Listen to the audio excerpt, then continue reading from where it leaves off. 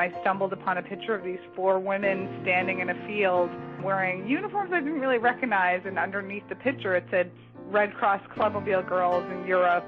I think the year was 1944, and I was so intrigued because I had never heard of them before, and that's how I ended up researching and ultimately writing this story.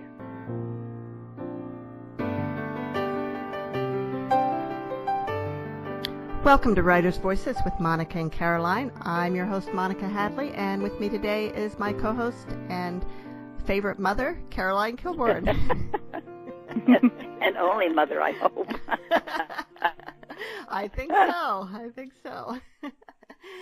Yeah, well, we've had quite a time here in Iowa, and we're supposed to get warm over the weekend, and so we're looking forward to that. We're coming out of the polar vortex. Yes. And, you know, it's interesting. It didn't seem as bad as I thought it was going to be. It didn't feel as bad as I thought it was going to be, because I did go outside every day of this extreme cold weather. Not for very long, I'll admit. It's not very far from my house to my car to the office. And I dressed extremely warmly. But I don't know. I just expected it to be worse, I think. Well, your car started, so that was good. My car started. My house is nice and warm. My office is nice and warm. I know I'm very fortunate that there are people who had trouble keeping their houses warm. Yeah, that's right. But your pipes didn't freeze, so you're in good shape. Exactly. Now, the characters in our book today faced some real hardship. Oh my gosh! And there were some times when they got pretty darn cold. Yeah, I'll say. Yeah, and it's just amazing to me that they were able to do that. And I grew up, I was a kid when the war was on, but I never heard of this thing. Never heard of these people. Well, who's our author today, Mom? Okay, our author is Jane Healey. Jane left a career in high tech to become a freelance writer. Her debut novel, The Saturday Evening Girls Club, was published in 2017. Based on the true story of a group of Jewish and Italian immigrant women in Boston's North End, the turn of the 20th century. Now, this book is really something. It continues to fulfill her dream of writing about lesser-known stories of women in American history. And these women are true heroes to me, because I can only imagine what our troops had to go through in the Second World War, in any war, and these girls brought a touch of home to them.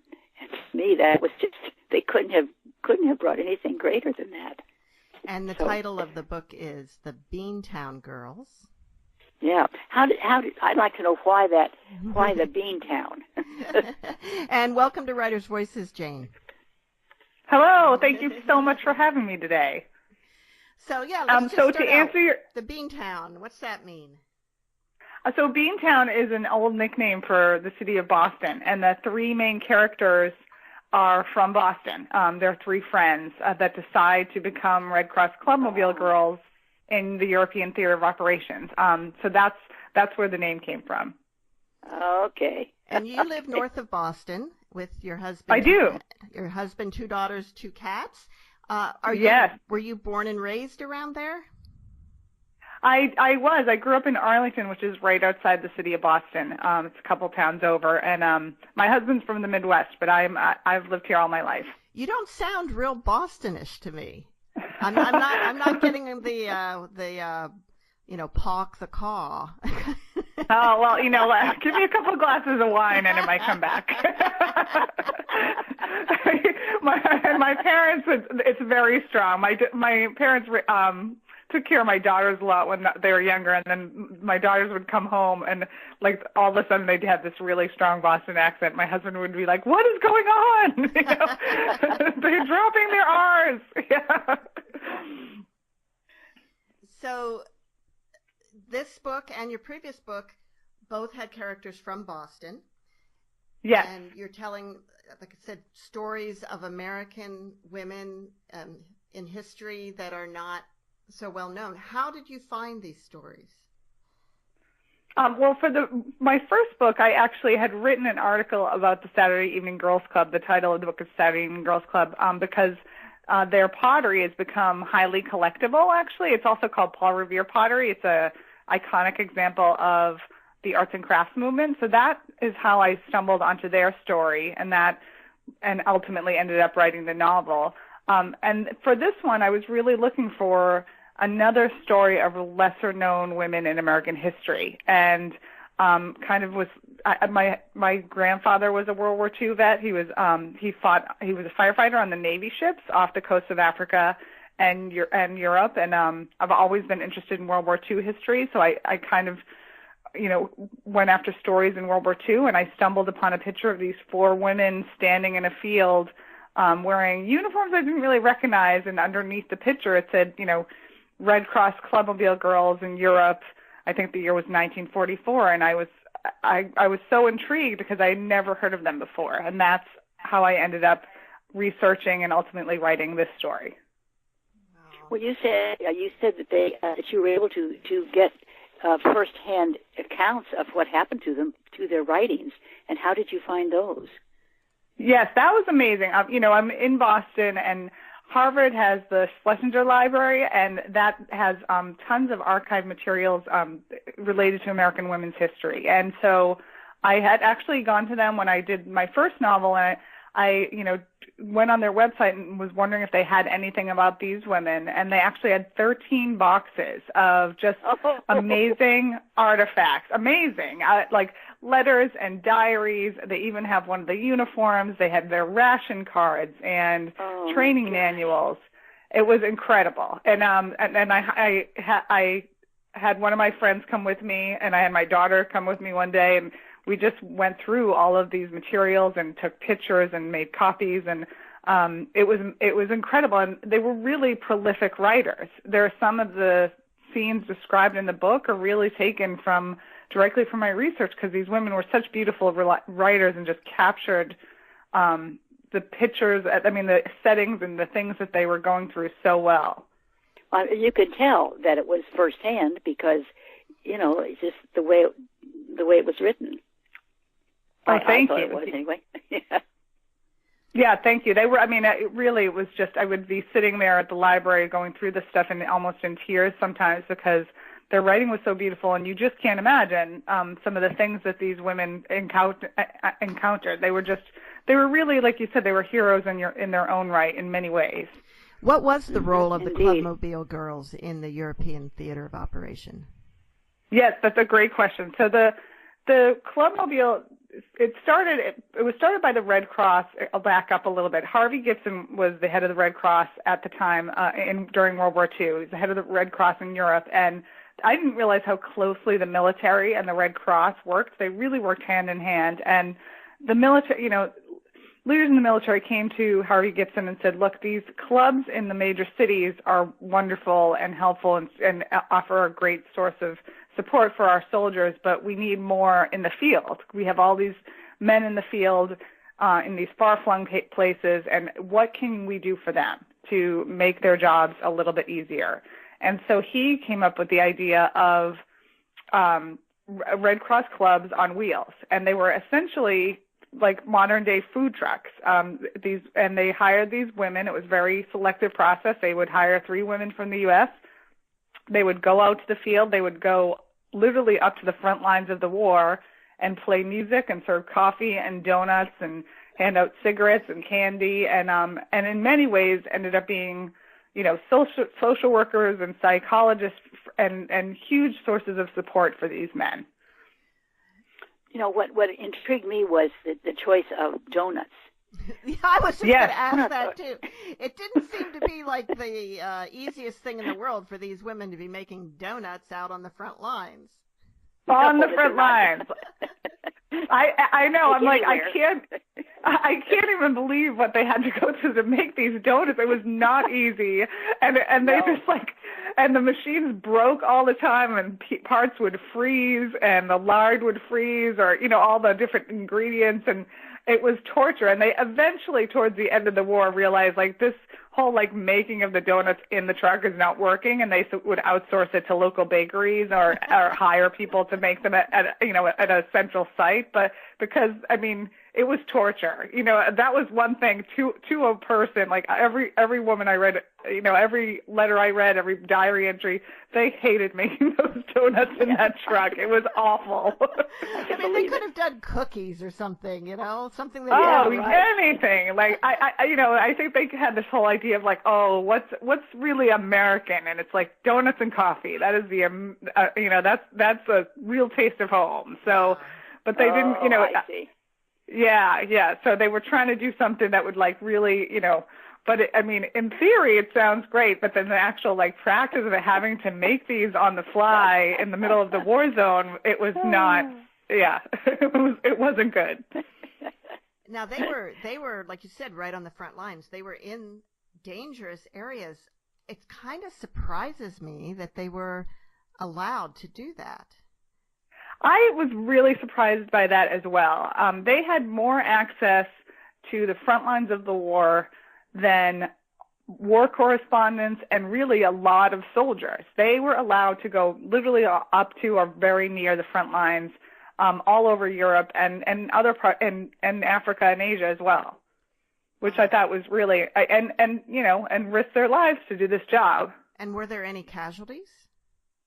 There were. I was just putting together talking points for my library presentations, and I don't have an exact number. I know that there were at least two Red Cross Club girls killed in the war. One of them was in a bombing accident at a hospital. She was being treated, and another one was flying in a small plane from England to Paris, and their plane crashed.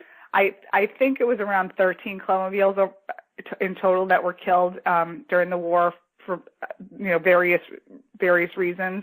But I don't, the number is kind of a moving target. I've seen different numbers. Do you think the women realized how risky it was when they signed up?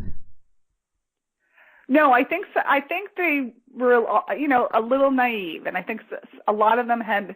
I kind of hope to convey that in the book. They were tired of seeing all the, friends and brothers and cousins and neighbors all these men in their lives go to war, and they were able-bodied and they were smart and they were young and they wanted to do more than just stay at home. And so they saw this opportunity and they jumped on it. And I think some of them just really you can't really know what you're getting into, I think, until you're there with a situation like that often. So I think a lot of them were a little naive going into it, but just really wanted to serve their country in a meaningful way.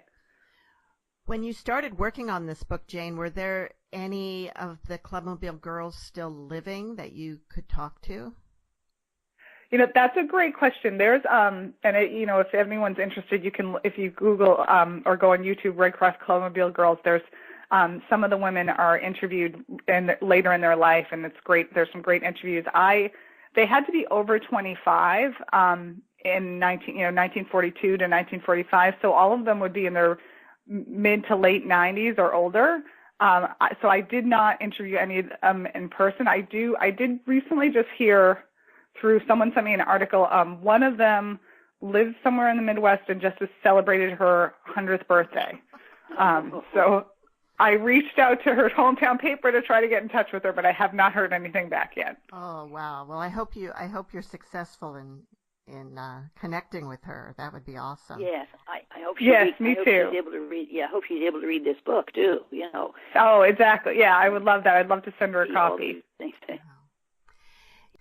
You're listening to Writers' Voices with Monica and Caroline, and our guest today is Jane Healey, author of The Beantown Girls, which is a story set in World War II of 3 women from Boston who became Red Cross Clubmobile Girls in the European Theater of Operations, which they called the ETO, and they seem to have a lot of fun there, as well as working really hard. Did you find that in your research? I really did. I think that a lot of them realized that they had to take the moments of fun when they could, and the soldiers appreciated that too. Whether it was having an impromptu dinner party around a fire, or dancing in cow fields, dancing the jitterbug in cow fields, or going into London or Paris, for an overnight stay. They really I think they understood what dangerous times they were in, and so they really try to enjoy and live in the moment and enjoy those precious times when they could have fun. I would expect that a lot of the girls, and this was certainly an issue for your characters, when they arrived there, weren't all that experienced as drivers, and certainly not of, this would be a large van or a panel truck sized vehicle? Yes, it was a large GMC truck. Yeah, when the program originally started, it was in 1942. They used British Green Line buses, but when they wanted to start sending the clubmobiles over to France, they realized that the buses were not gonna work, that close to the front line. So they trained these girls to drive these huge GMC trucks, and some of them really took to it. But a lot of these women were city girls and had never, didn't have their license at home, had never driven a truck before, so they were kind of thrown into it, and had these really quick driving lessons over in the UK, and then they're like, okay, now you're on your way. You got to drive this truck into war, which is insane to me, I can't imagine that the roads in wartime, the roads would not be that good either. Oh, terrible. And you think about, I made a map on Google to sort of track where they went in the war. But, you think about in modern day times, it might take you an hour to get between two cities. But back then, roads were closed, roads were bombed out, bridges had exploded, so everything took longer. Yeah. And they had 2 weeks of training before they started? They had they generally had 6 weeks in DC. Okay. And then really just a couple weeks in London for some of the more tactical things, like learning how to make the donuts and coffee on the fly, and learning how to drive. It seems kind of insane, but the clubmobile program was so successful that they were just really training these girls as fast as they could to get them out into the field. Wow. And of course, when they got to London, they were exposed to these buzz bombs. You want to explain what that was? Yeah, so these were bombs that were coming from Germany. They were controlled. They were not manned. Excuse me, I can't talk. And they were coming over the city mostly at night, sometimes first thing in the morning. And so the girls had to get used to, these air raid drills, and they literally had to watch.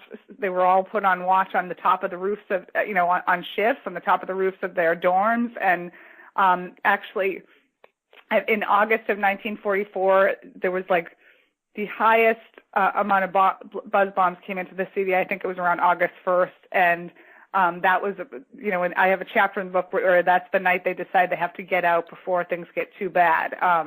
But yeah, it was a constant. I mean, you think about what, of course the U.S. suffered in the war, but you think about what these Londoners had to live with for years. It's just incredible to me what they went through. So were they kind of like drones? Yeah, they were kind of like drones. Yeah. They were, they were not manned, and they were getting more sophisticated. The Germans got more sophisticated with the technology over the course of the war. And they would just come into the city. You could hear it. There was like a quiet whistle, and they'd get louder as they got closer, and just drop strategically all over London. Wow. Yeah, it's crazy. Now, if my memory serves me right, actually Hitler pretty much had England on its knees using those things, and then he, for some reason, decided to turn toward Russia, and that was his downfall, of course. Yes. Yeah.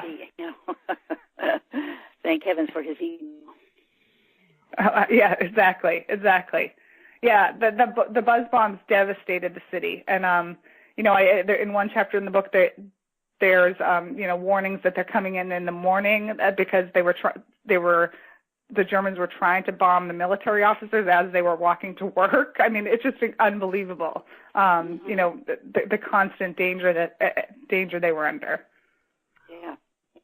I guess you get used to it after a while, or maybe you don't. I'm not sure. No, you know, in the letters and diaries I read, it's funny. I think it's funny what you do get used to, because one woman in particular, Liz Richardson, someone wrote a book compiling all of her letters and diary entries, and she said at first all these women were like, had the shakes and, like, you know, were traumatized and couldn't get past the fact that they were being bombed all the time, and then you know, a few weeks later they were just shrugging their shoulders like, well, this is life, and, you know, we're just going to deal with it, go down to the basement with their helmets on and then get back to work. So yeah, it's amazing what you get used to, I think.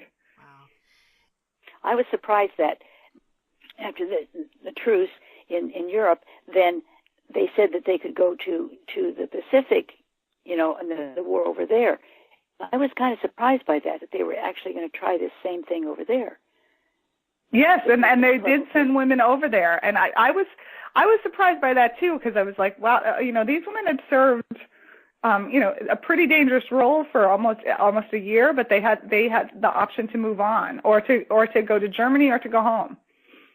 But yeah, some of them served. You know, they were in India, they were in Burma.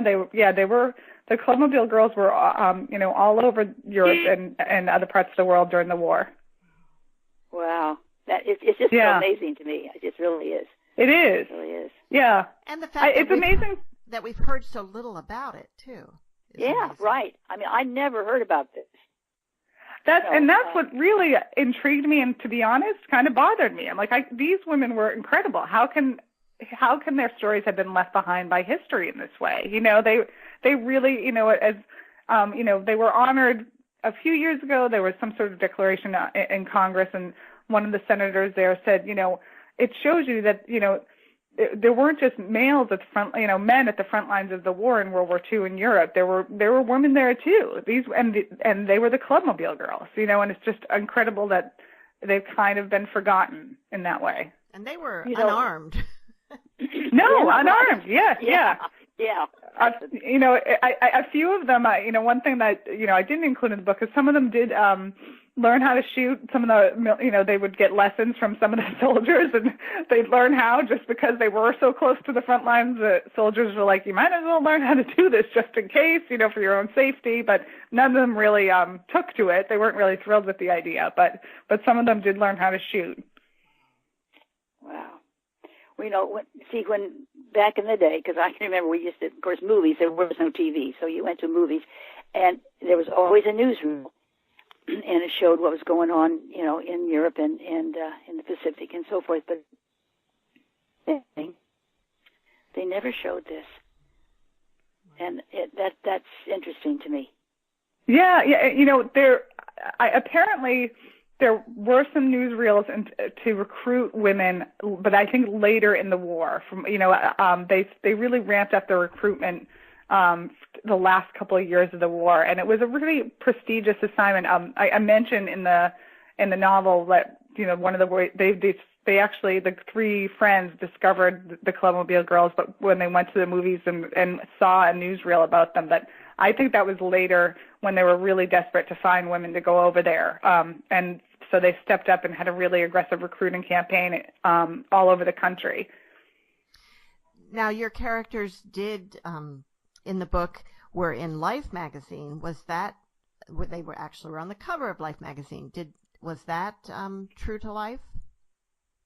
They were featured in Life magazine at one point, but they were not on the cover. The cover, I made that part up. That was fictionalized, but there was a feature about a group of them in February of 1944, I want to say. Uh-huh. Now, the characters are a trio of best friends that go from Boston to Europe, and they meet up with other trios of people not necessarily from the same backgrounds. Some of them maybe were put together by the Red Cross. But do you have a trio of best friends? Is this something that, you know, you have experience with in your life? Oh, that's a great question. I don't have a trio of best friends, but I do have a group of high school friends that I've known since I was 13 years old or younger, and we all are still in touch. Some of us are scattered in different parts of the country, but the ones that are in the Boston area, we still try to get together at least a few times a year. There's, a half dozen of us that are still close. So I think women's friendships are so important, in life, and my Arlington girls, who I grew up with, my Beantown Girls, as I call them, are really important to me. Well, Caroline, you've stayed close with friends from high school, and you're, in your 9th decade of life, right? Oh gosh, yeah, that's right. No, that's true. I still, I still with kids. Amazing. Kids that I grew up with, girls that I grew up with in grade school, and yeah, it's great. And don't you always think of them as girls still? Like, even though I always call them my girls. Yeah, I know. I know. And when we talk and we get together, it's like we have never been apart. You know what I mean? Yes, that's exactly. You just pick up. Yeah. It is the beauty of it. They get you so well. They understand you so well. You just pick up where you left off, like even if it's months or even years. Right. Exactly. Yeah, I don't really have that because of moving when I was about just turning 14. So the kids that I grew up with, then I didn't really see after that because we moved across country, and the kids where we moved to a small town here in Iowa, and they'd all grown up together. So I was always a little bit of an outsider. And so, okay. Yeah. So I don't have that, but I do have close women friends that I've met along the way, and some of them we go back 30 years or more. So. Oh, yeah. Yeah. Well, you're listening to Writers' Voices with Monica and Caroline, and our guest today is Jane Healey, the author of The Beantown Girls. Jane, would you like to read a little bit from the opening of the book? Yes, I would love to. Thank you very much. Okay, so Chapter 1. July 14th, 1944, New York City. Dottie, Viv, and I stood together on the deck of the Queen Elizabeth, surrounded by a couple dozen other Red Cross workers and hundreds of U.S. soldiers. The once glamorous cruise ship, now painted a bland battleship gray for its current role as troop transporter, was making its final preparations for a departure to Europe. The three of us were enjoying the festive atmosphere as the people on the dock below waved up at the passengers, shouting their final farewells to loved ones on board. We had said our goodbyes to our families in Boston 6 weeks ago, but we waved and smiled at the strangers wishing us well. I have to say, we all look pretty smart in these new uniforms, Dottie said, adjusting her light blue Red Cross cap and nodding at Viv and me with approval. Fiona, the color brings out the gray in your eyes. Thanks, Dottie, I said. I agree. They aren't too bad.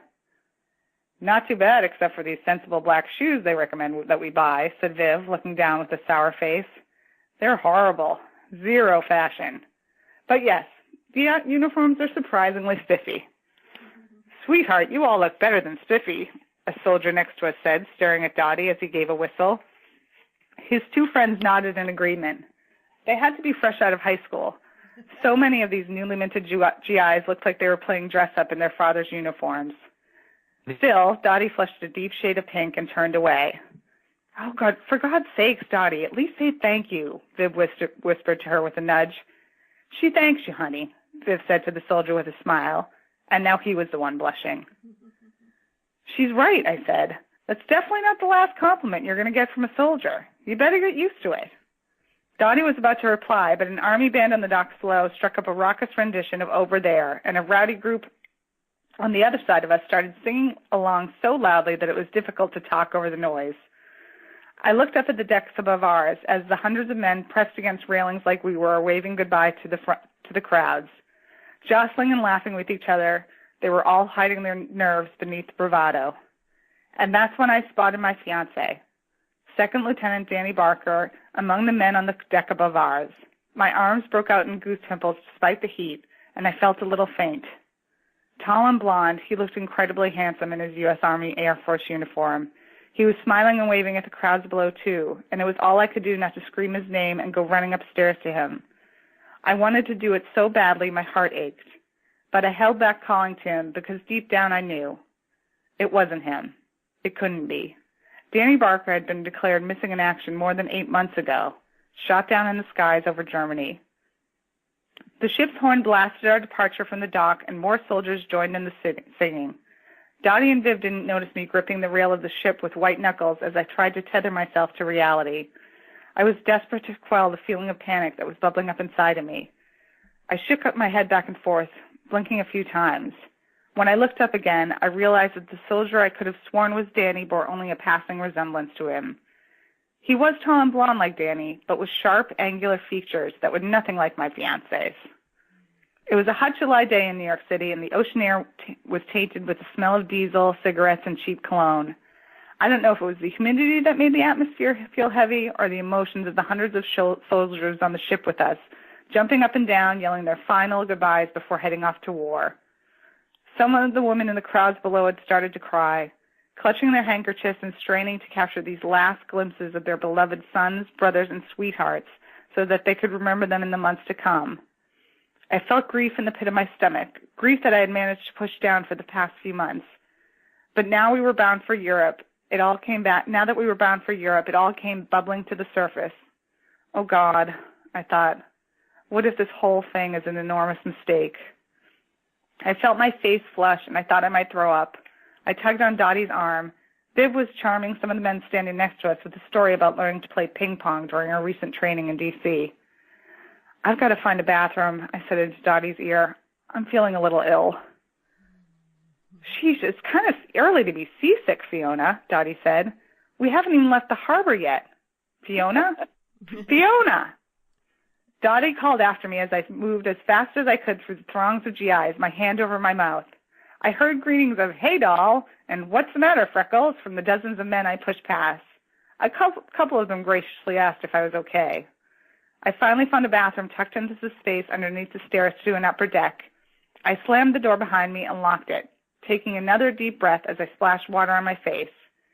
In the small round mirror, I looked even paler than usual, making the freckles across my nose more prominent. I adjusted the pins on my new cap and smoothed down my newly shorn shoulder-length hair. It was only then that I noticed my hands were shaking. I opened the tiny porthole above the toilet to let in some air and sank to the floor. I didn't throw up, but for the first time in many months, I began to cry. In March, I had let Viv and Dottie drag me to see the Saturday matinee of Jane Eyre starring Orson Welles and Joan Fontaine. It had always been one of my favorite novels, so I reluctantly agreed to go. Before the movie started, we watched a short newsreel. The words, "Now more than ever, your Red Cross is at his side," flashed across the screen with a familiar picture of a soldier standing next to a woman in a Red Cross uniform, the same one I was wearing today. It was followed by footage of Red Cross Clubmobile girls serving the troops all over Europe. There was a trio of these girls in Italy, and then more footage of them in North Africa, happily serving coffee and donuts to soldiers out of a converted truck.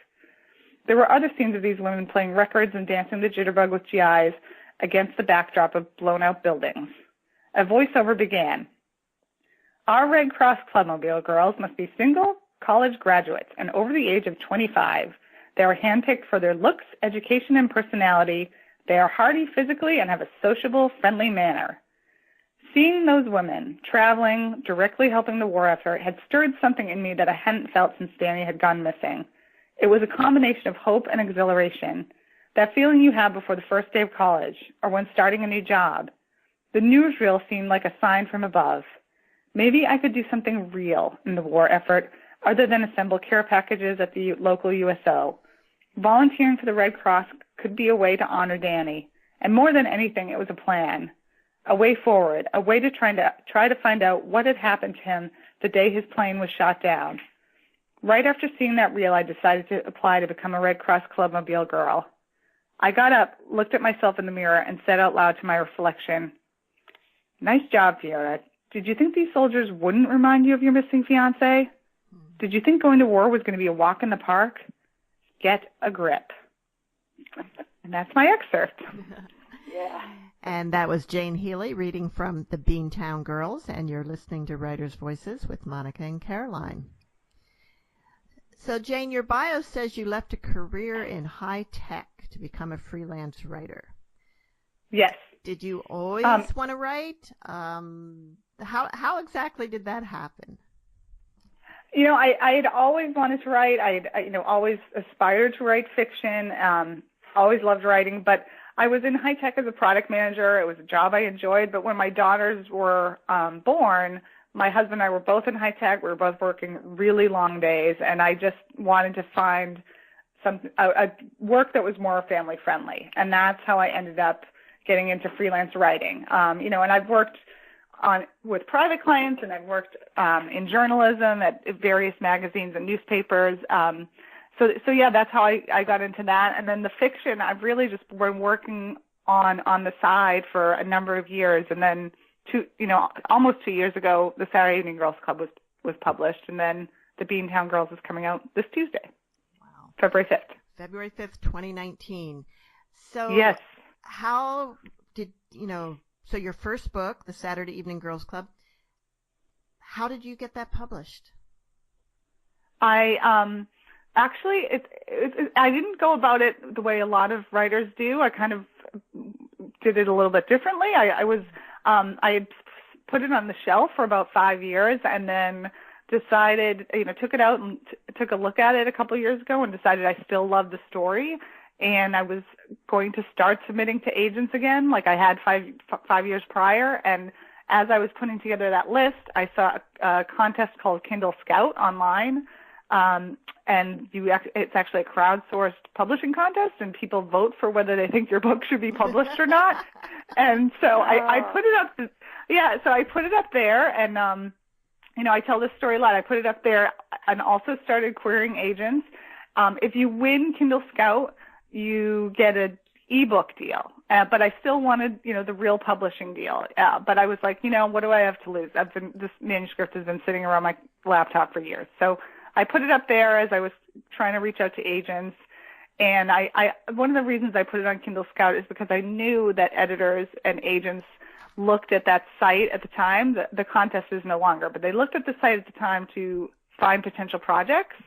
And I said to my husband when I put it up, the night I put it up on Kindle Scout, I said, I'm really just doing this because I want Danielle Marshall of Lake Union Publishing to call me up and offer to publish the Saturday Evening Girls Club. And we both had a laugh about it because we're like, that will never happen.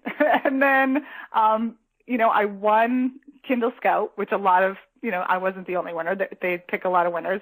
But then a week later, Danielle Marshall from Lake Union Publishing called me and offered me a publishing contract, and my head just about exploded, I'll be honest. So, and why had you wanted that publisher in particular? Because as you do nowadays, I had looked her up online and learned all about Lake Union, and I thought they would be a perfect fit because they publish women's fiction, book club fiction, and historical fiction. And I admired some of the books they had published, so I just thought, I think this is the publisher for me. And I've since signed with an agent, Mark Gottlieb at Trident Media, and done the whole agent thing, but I went about it, kind of backwards. Well, do you feel like you got really lucky? I think do I feel like I've got, yes, but I think also, I think timing is everything in publishing. I think that, 5 years ago when I first tried to publish the Saturday Evening Girls Club, there wasn't an interest in immigrant fiction, American immigrant fiction. And then I felt like that, books like Orphan Train and Hotel on the Corner of Bitter and Sweet. And, there's been a lot of great books, immigrant fiction books. And I felt like the market was better. So I felt like that, so I think it was luck. I think it was timing. And I think it was,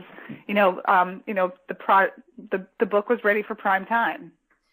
Exactly. And Lake Union Publishing is affiliated with Amazon, correct? It is. It's Amazon has 12 imprints that work like traditional publishing houses, and Lake Union is one of them. So with the Beantown Girls, of course, it's a World War II book. I was talking with some friends about what we were reading recently, and the comment came up that it seemed like there's more World War II fiction published than anything else, but we all love it. So we aren't complaining about that. But do you see a lot of this? And What do you think it is about that era that attracts writers and readers?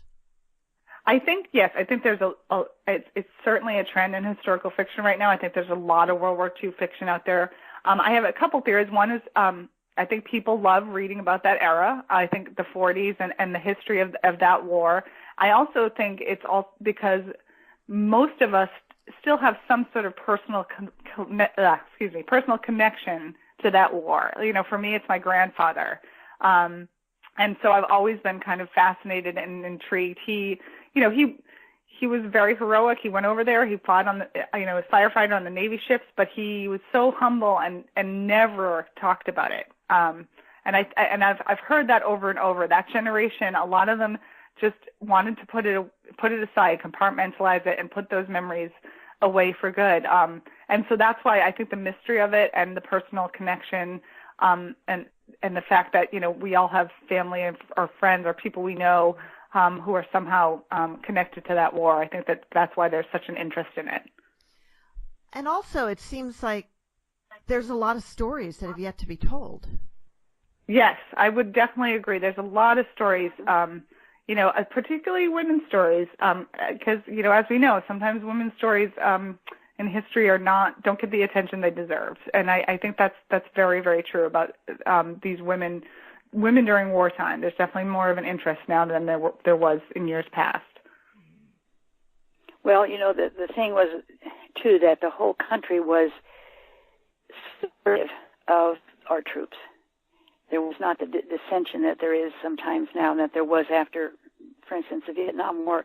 You know, that was a horrible time there when the troops came home. So it was, but we were all pushing for the same goal. You know, we had food rationing, we had all this and that, but I didn't hear too much complaint about it really when I was a kid. Exactly. You know, yes. And that was one thing that was very clear to me in my research. There wasn't the dissension that there is now or there has been with other wars in American history. It's been, it was very much of like, we're all in this together and we're all going to do what we can to support this effort, and we all believe in the cause fiercely, you know. All right. Although I think prior to Pearl Harbor, there was a lot of conflict internally about whether we should get involved in the war or not. But once we were bombed, I think even people who maybe were pacifists decided that they just weren't going to say anything at that point. I don't think there was a lot of dissension after that. But I could be wrong. There might have been it's more than I realized, but that's something that people don't like to talk about. No, I think you're right. I think prior to Pearl Harbor, there was, you know, people were conflicted, and then, you know, Pearl Harbor was something that everyone felt pretty passionately about, you know, getting behind the war effort after that. Now, Jane, the Beantown Girls is also a romance. There's a lot of romantic aspect to it. Is this something that that you always put in your books, in your novels? I would. It's only my second novel, but I thought that certainly romantic elements for sure is something that I like to include, and I think that it was an interesting, there's a lot of interesting love stories, obviously, in the war, and I read about a lot of them, and some of the different scenarios you read about it in the book, or in terms of romance, are based on true stories. So yeah, definitely. I think it's fun. I think that, it was a hard time, and these women experienced a lot of hardship, but I wanted to have some hopeful, heartwarming moments as well. I would imagine, being the only American women that some of those men see in months, probably. Yes. That they got a lot of attention. Oh, like so much attention. And they were they were given talks on how to sort of deflect a lot of that attention in a polite way. But I think one of the reasons they were, the age requirement was 25 or older, was because a lot of the soldiers that these girls worked with were 18 or 19 years old. So I think the age difference was actually beneficial, because there was less less likelihood of romance among the troops and the women. Right. More likely with other officers who were around the same age, but not so much with the troops who were a lot of times really just out of high school. That makes sense. No, yeah. It was interesting too that Viv, for instance, all these girls could use their special talents. Of course, Dottie and her musical talent, but Viv and her artistic talent, making drawings of these soldiers that they could send home. That's the kind of thing did that really happen? That really did happen. Definitely, some of these women were hired for their musical talents, musical abilities. But I was really intrigued by one story I read with this woman who was very artistic and started drawing portraits and pictures for these soldiers to send home. And I thought, that's amazing that she had, and it wasn't like the Red Cross hired her specifically to do that, but she just found that niche, and it gave the soldiers, so much happiness that she ended up, they formalized it as a real job for her. Yeah, gosh, that's one of the amazing things about this whole situation that something like that could come out of that. So really remarkable. Yeah. Now, speaking of music, there's an episode in the book in England with the Glenn Miller Orchestra. Is that based on something that actually happened? Yes, and I had that's one of my favorite scenes in the book. So please, so thank you for bringing that up, because one thing that I learned in my research is that Glenn Miller and his military orchestra, military band, would actually perform these secret concerts for the troops out in the field. They were top secret, for obvious reasons, and he went all over the European theater performing for the troops, and often the troops or the Red Cross didn't even know who was performing until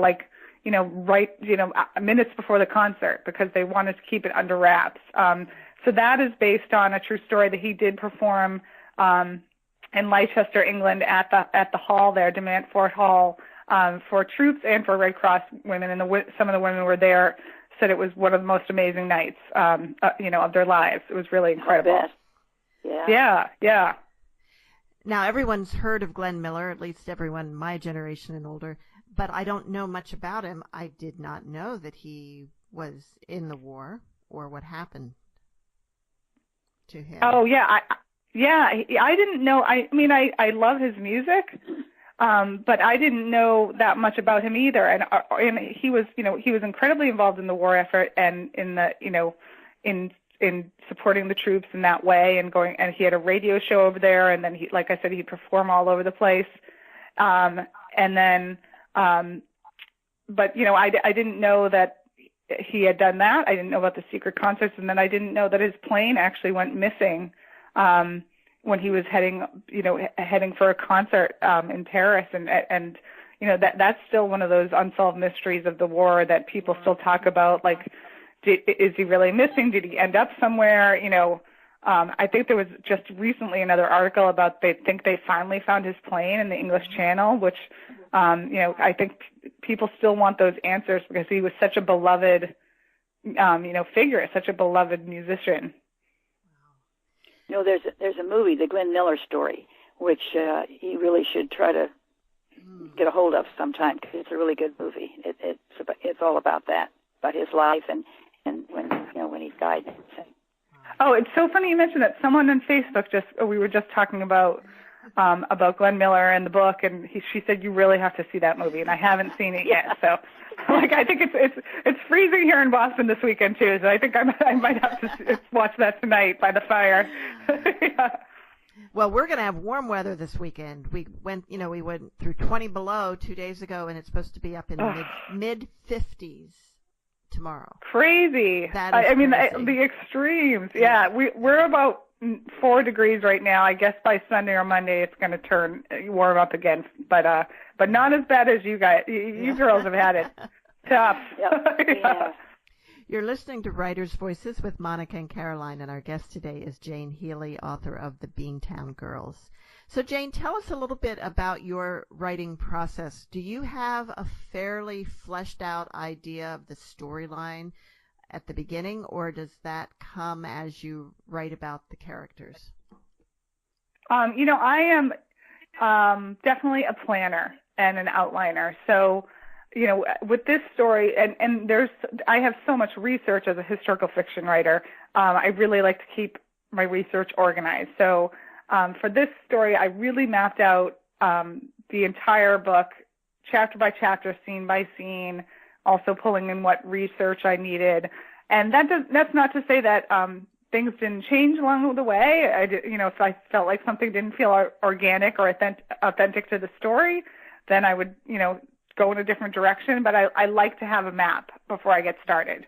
It just helps me think about things more clearly and, sort of get a big picture, beginning, middle, end, of how everything works. When you came up with the idea to write about the Red Cross Clubmobile Girls, did you first go for developing the characters and figure out who you're going to put in this story, or did you just dive into the research and then the characters came out of the research, or how did that work? I really I dove into the research. I think and the characters they really did. They formed the characters came out of the research. I really threw myself into the research, and when I felt like I had a solid base of research and understanding of the time and the place and the women and what they had gone through, I created these characters that were really composites of the different women I had read about. You mentioned Dottie as an artist, and one of the women I read about, was this amazing artist, and I thought that was such an interesting storyline, and I wanted to somehow pull that into the novel. So that's how Dottie came to be. And there's another minor character, Frankie, who is a widow and decides to join the Clubmobile Girls because she's a widow and feels lost about her future, and that is actually based on another true story. So that's really, I think the characters come out of the research in different ways. Did you go to England, go to Europe in order to write the scenes that are set there? Yeah, that's a great question. I had been to, I didn't specifically go on research trips. I have been to almost all of the places in the book except for Belgium. And I considered going there, but, I was on deadline and I just didn't know if I'd have enough time to take that trip. And so I really relied on, a lot of historical pictures and documents and maps and accounts of the war, not just from the Clubmobile Girls' perspective, but from the soldiers who fought at the Battle of the Bulge. I really immersed myself in that history and the terrain of the Ardennes forest and the towns there and what they went through. But yeah, to answer your question, I've been to almost every place in the book except for Belgium. When the girls are in Europe and it's after D-Day, and when they meet soldiers and ask them how long they've been there, how do they answer?